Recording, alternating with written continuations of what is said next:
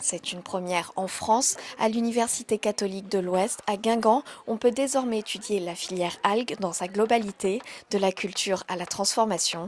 Pour cette première année, 10 étudiants suivent cette licence professionnelle. Moi, ce que je préférerais, ce serait l'alimentation.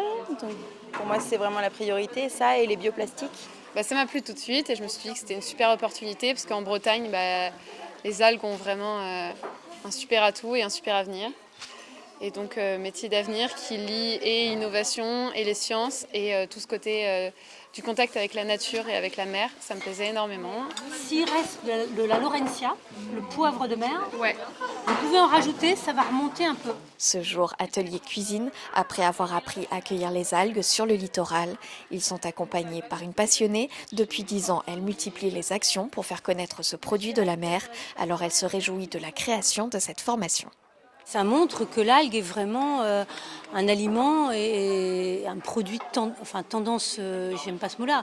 C'est vraiment pour moi une lame de fond et ça arrive au moment où on a besoin d'elle pour changer nos habitudes alimentaires. Et puis l'algue, on ne dira jamais assez, c'est pratiquement zéro défaut, c'est-à-dire pas d'eau douce, pas de terre, pas d'intrants et ça fournit du bon carbone, c'est ce qu'on appelle du carbone bleu. Aujourd'hui, 70% des algues consommées en France sont importées, alors le marché est porteur, notamment en Bretagne où se situe l'essentiel de la production française.